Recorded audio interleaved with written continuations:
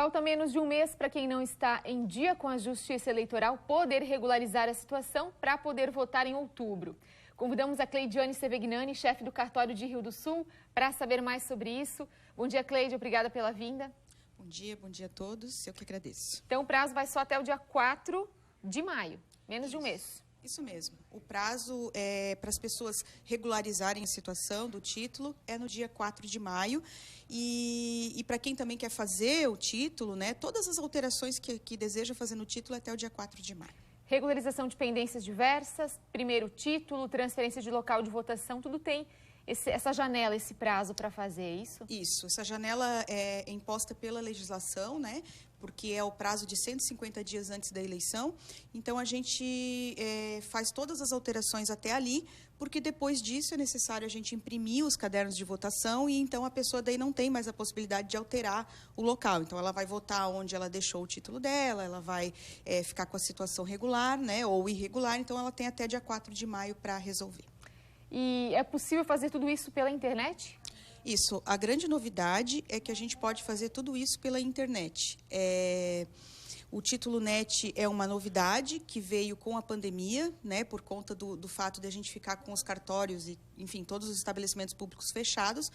E a diferença é que agora a gente tem o atendimento pela internet sem necessidade de comparecer posteriormente ao cartório. Por quê? Porque a gente tem a biometria como uma atividade suspensa. O TSE suspendeu a coleta da biometria e, com isso, a gente não precisa coletar a biometria dos eleitores, eles vão conseguir votar do mesmo jeito. Inclusive, né, Cleide, estão circulando aí fake news relacionadas à biometria, dizendo que quem não fez a biometria vai ficar impedido de votar nas eleições em outubro. Tudo isso é mentira. Tem nada de verdade nisso, né? Não, infelizmente, né, a nossa grande missão e dificuldade, mais uma vez, esse ano, vai ser o combate às fake news e já começa pela questão do cadastro eleitoral, né? Então, a gente tem algumas notícias dizendo que quem não tem biometria não vai conseguir votar, não procede. Muito pelo contrário, porque, como eu já enfatizei, a biometria não é necessária, ela está suspensa. Então, quem fez a biometria vai conseguir votar pela biometria e quem não fez vai conseguir votar da mesma forma. Então, a gente tem essa questão de enfatizar que não cancela, também não cancela o CPF, tá rolando assim todo tipo de notícia que venha a prejudicar o eleitor, e não é o caso, né? Então, o TSE, o Tribunal Superior Eleitoral, instituiu essa suspensão da biometria justamente para deixar todo mundo conseguir exercer o seu direito de cidadão, que é votar. Certo. Para quem preferir o atendimento presencial, aí é bom que seja agendado, é isso?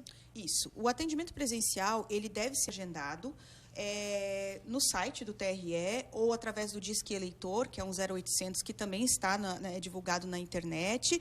E se a pessoa comparecer ao cartório presencialmente sem agendar e a gente tiver com a equipe disponível, a gente vai atender, não tem problema. Mas o ideal é que se faça o agendamento, assim como em todos os órgãos públicos, né? Atualmente, a pessoa comparece com o agendamento.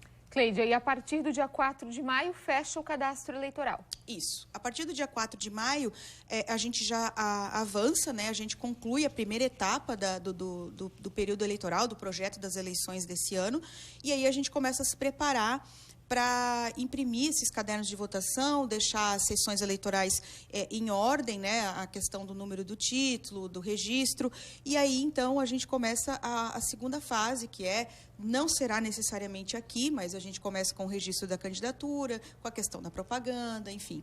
Então, são etapas, né? O 4 de maio é a etapa mais importante, porque é a etapa que o eleitor precisa se movimentar, ele precisa comparecer, pessoalmente ou pela internet, que a grande novidade é a internet, não é difícil fazer, né, pelo site. Às vezes a pessoa ela tem dificuldade, né, por não entender muito de computador, mas com certeza tem alguém da família que entende, que pode fazer, e é bem, eu digo computador, mas não é só computador, celular, né, enfim, é tranquilo de fazer. Bem simples. Bem simples. É importante destacar também que o adolescente que completa 16 anos até a data da eleição, ele pode procurar o cartório eleitoral para já fazer o primeiro título. Não é obrigatório, é facultativo, mas ele já pode contribuir com a eleição, né? Isso mesmo. Excepcionalmente, no ano da eleição, aquele eleitor que ele tem 15 anos agora, até dia 4 de maio, ele tem 15 anos. Mas, quando chegar no dia 2 de outubro, ele já tem 16 anos, ele vai nos procurar e a gente vai conseguir fazer o título dele. Porque ele tem 16 anos até a data da eleição, né? Inclusive, o TRE, o Tribunal Superior Eleitoral e o Tribunal Regional Eleitoral, a gente está enfatizando essa questão do jovem eleitor, porque o nosso país é um país com um grande número, um número expressivo de jovens, e são eleitores facultativos? São, mas eles precisam participar, né? Eles precisam entender a importância do voto, entender a importância da participação desses eleitores na decisão, né, de uma eleição tão importante quanto a eleição para governador, a eleição presidencial, e mais à frente, quando for para decidir o prefeito da sua cidade. Para isso, o tribunal, se me permite, ele tem uma campanha, que é a campanha Bora Votar. A gente já divulgou bastante também aqui no jornal. O pessoal que nos acompanha conhece bem. Isso. Então, agora a gente vai começar uma fase prática. A gente vai às escolas, juntamente com a seccional da OAB aqui de Rio do Sul, para divulgar, né? Para divulgar essa campanha, para enfatizar como é simples, existe toda uma propaganda, uma instituição em favor deles dentro do site do TRE, uma página simples de conteúdo fácil para entender, e a gente vai tentar movimentar esses eleitores nas escolas. Vamos ver o que a gente consegue aí até o dia 4 de maio. Legal, inclusive com estímulo através do sorteio de smartphones para quem participa, né? Mudando um pouquinho de assunto em relação a locais de votação, vai ter alguma mudança aí prevista para essa eleição em Rio do Sul, né? Isso.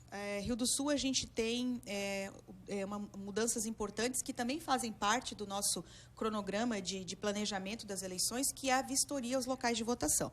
Então, a gente encerrou a vistoria de todas as escolas que funcionam como local de votação, e aí a gente constatou que 2 escolas que normalmente abrigam as sessões eleitorais não vão poder abrigar na época da eleição, que é o Colégio Municipal o Aníbal de Barba, né? Que ele é um colégio que vai ser... E aí a gente fez todo um estudo local para entender onde é que a gente poderia abrigar esses 3.500 eleitores que a gente tem naquele colégio. E então, por decisão do juiz eleitoral, em conjunto com a ciência, né, da Gerência Regional de Educação, a gente vai transferir provisoriamente esses eleitores para o Colégio Henrique Fontes, que é um colégio estadual. Porque é o colégio mais próximo ali do Cantagalo, né, do Aníbal de Barba, que tem capacidade de abrigar tantos eleitores. A gente tinha, por exemplo, uma creche à frente do Cantagalo, só que ela é muito pequena, com dificuldade de acessibilidade. Então, a gente precisa ter um local que seja todo no pavimento térreo, né, que funcione as sessões eleitorais para garantir o direito de voto de uma forma tranquila. Certo. Isso em relação ao Colégio Aníbal de Barba. Aí nós temos um colégio estadual, que é aqui no Buda, no Alfredo Dalfovo, que também vai estar passando por uma reforma importante, que não tem prazo para terminar antes da eleição. E aí, então, a gente vai transferir provisoriamente os eleitores daquela sessão para o SESC, que é bem, inclusive, tem uma rua, a rua que dá acesso ao colégio, dá acesso ao SESC também. Próximo. Muito próximo, né? Então, ali a gente vai transferir os eleitores para o SESC. E temos também mais um colégio municipal, que é no Roberto Machado, lá no Progresso, que a gente também vai ter que provisoriamente transferir eles para uma unidade técnica do IFC, que fica no mesmo bairro. Então, esses eleitores do Colégio Roberto Machado no Progresso, do Aníbal de Barba no Cantagalo e no Alfredo Dalfovo no Buda, eles vão ter esse ano que se movimentar para locais próximos, mas a gente vai divulgar bastante isso, vai deixar bem claro para o eleitor, e é uma situação, de todo modo, provisória, né? Até que se restabeleçam esses colégios anteriores. Certo. Cleide, para a gente encerrar, o TRE informou plantões nos 2 últimos sábados do mês de abril. Esses plantões, eles ocorrem também aqui na nossa região? Sim. A gente terá, nos últimos 2 finais de semana do mês de abril, a gente terá plantão. E aí a gente divulga mais próximo data, horário, né? Que para atender esses eleitores que, por exemplo, durante a semana têm dificuldade, não conseguem comparecer ao cartório. Então, a gente vai estar ali para ajudar. Tá certo. Muito obrigada, Cleide. Eu que agradeço.